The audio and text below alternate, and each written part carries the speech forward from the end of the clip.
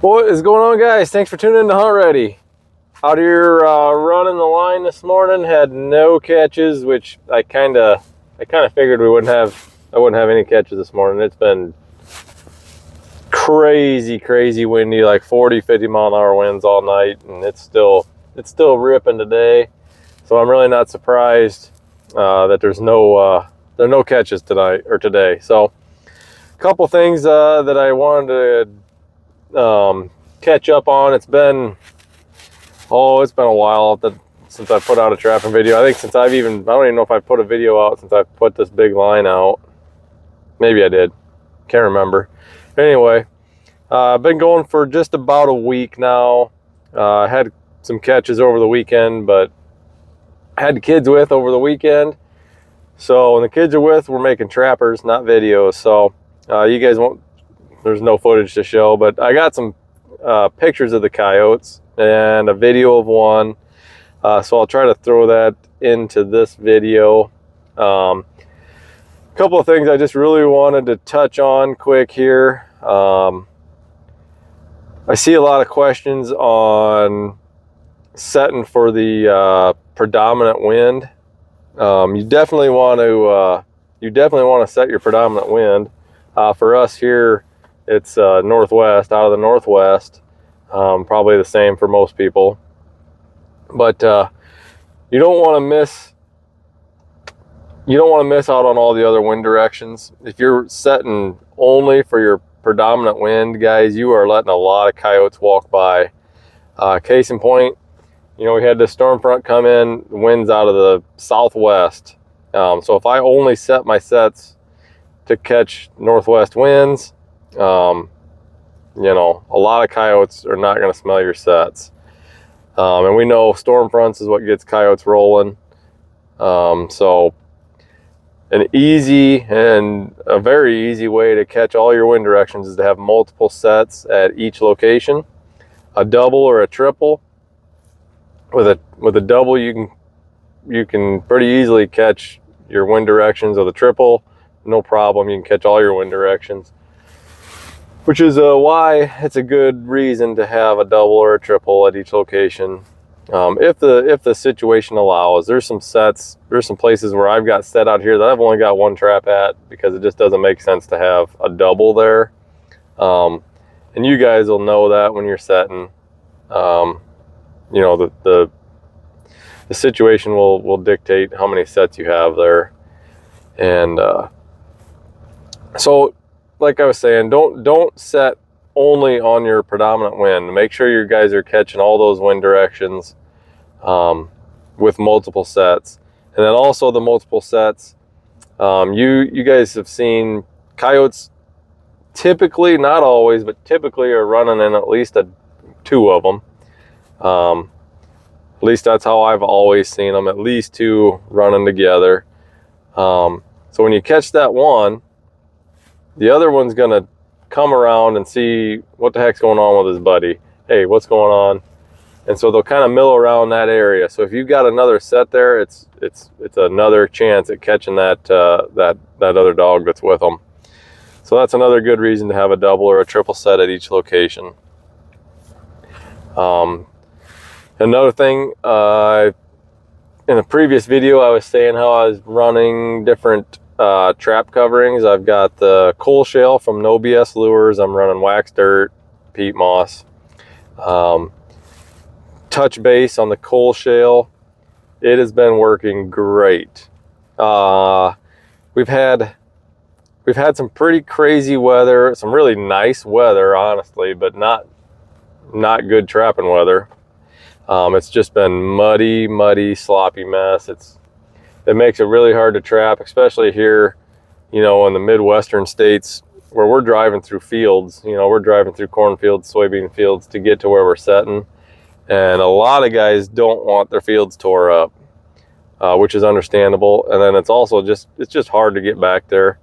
Even if you got a side-by-side or a four-wheeler, it's just hard to get back there without tearing everything up, your own equipment, tearing up the fields, and just making a mess. Not to mention the catches are just covered in mud. Your traps are caked in mud. Trying to make a remake in a mud hole you guys know it's very, very difficult. But this coal shale has been working actually really good. It's getting, at night it gets down into the teens. Days are roughly around 40s to 50s. It has been. It's a little colder today with the wind. The ground is froze right now. You know, the top inch or so is froze. It's still mud underneath, but can drive through the fields pretty good today without any problems. So I'm probably going to run this line for another 4 days maybe, and then starting Thursday, today's Monday, Thursday all the way through Christmas, 2 days past Christmas, we've got rain. We got like 5 days of rain coming. It's going to be 60 degrees on Christmas. So it is going to be very, very hard to get out here and get these sets. So I'm going to be pulling all my sets on Thursday morning. Depends on when the rain's coming. If it's going to start in the morning, then I'll probably pull them all Wednesday. But like I was saying, that coal shale has been keeping these traps going. Early in the mornings when I come out and check early in the mornings, it's froze up pretty good. But then by midday, it's a sloppy mess. So at night, those sets are freezing in. That coal shale has been working awesome. The catches that have been made, I've checked some sets and nothing's froze in. That coal shale does bed very nice. I was kind of worried about just being covered in coal dust, looking like you walked out of a coal mine. Not the case. Works out good. One thing that I would say that I might do in the next seasons, I'm going to run this, I'll just be honest with you, I'm going to run this coal shale from now on. Not having to mess with making wax dirt. I'll probably still have some peat. Peat's super cheap, and that's an excellent thing to use early on, or if there's no no rain or snow or anything. Peat moss is super cheap, works really good. That'll be something that I always use. But instead of going to wax dirt when it's freezing, I'll be using coal shale without a doubt. But one thing that I seen in the coal shale, there's some pretty good sized chunks of coal still in that mix. Not like super huge, but the size of your pinky nail or something. But with that coal does break pretty easy. So I haven't had it keep a trap from firing yet, or from closing all the way and anything getting out. I've had no pull outs. I've been running those predominantly the No BS K9 Junior Pros. And that's another thing I want to catch up on here real quick. But the coal shale, guys, 100% worth it. Try it out. You definitely will not be disappointed on that coal shale. Like I was saying, there's some pretty good sized chunks. So a guy might want to, or may feel the need to, but I don't think it's necessary. But you might feel the need to sift that out. I've got a sifter. It's a No BS sifter, and the grading's it's pretty generous. So those big chunks even get through on my sifter. But some of them like wood-bodied sifters or the aluminum sifters like you can get from Iron Trail, they've got a finer screen in there. That would get those bigger chunks out of there. So a guy might want to sift that pre-season. I don't think it's necessary. It hasn't been necessary. I've kind of proven that. But there is some pretty decent sized chunks in there. So keep that in mind if you do go that route. But I think that's the way to go. I've never used wax sand, so I can't compare it to wax sand, but I do prefer it to wax dirt. I'll say that. Just how it beds in there, really, really nice.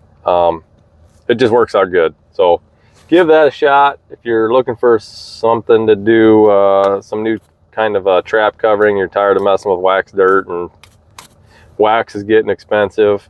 And if you can pick up the coal shale at a trapping convention, save yourself on the shipping. It's actually very, very reasonable, and a little bit goes a long way. I just got a 5-gallon bag of it, and I've got just a little over 2 dozen traps in right now, and I still have 3/4 of the bag left.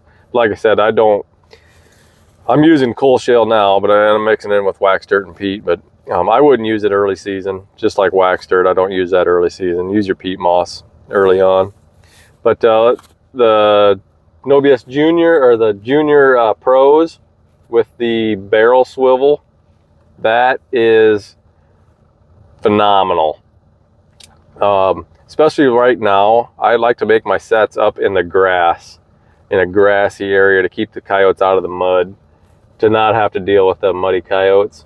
So I'll put them in the grass, and you guys know, you catch a coyote in the grass and it is a football of grass around those swivels on the chains, especially those MB Crunch Proof. I mean, they just collect grass like nothing else, and they will not swivel once they get too much grass on them. The JC Connor rod swivels are better than the Crunch Proof ones as far as that goes, but these barrel swivels so far, boom, money. I mean, there's no grass wrapped around these traps. They swivel great. They bed really good. I think they don't bed as nicely as the JC Connors, you know, because there's a little more material on these, but they bed definitely better than the Crunch Proofs. I think it's a worthy upgrade if you go through the No BS Juniors to go with the Pro models. You know, I wasn't real sure. They're an expensive trap. The upgraded springs, I don't notice anything different on the upgraded springs. But the barrel swivels is where it's at. That's definitely worth the upgrade. And it'd be cool if you know, I'm sure you can get those barrel swivels anywhere and do that on anything. I think they're for alligator fishing or something. They're like 1,500 pound barrel swivels, but that is a definite upgrade over a Crunch Proof swivel without a doubt. So just a little update on how everything's going. Not really keeping count on numbers of coyotes. I'm just out here thinning out the herd. I'm giving the coyotes away. So beavers, really would have preferred to really hammer the beavers this year, but every location that I've got beaver at was pretty much gone. I had one creek that I got the beavers in. I sold the beavers whole for $20 a piece on average, which I thought was pretty good. So not have to mess with them. They were just froze. I freeze everything in a big freezer hole and sell it on carcass. But let's see. Other than that, guys, it's getting close to Christmas. I don't know if I'll have another video out. I hope so. We got, like I said, 3 or 4 more days of running this line. But if I don't see y'all, Merry Christmas and Happy New Year, and we'll see ya on the next one.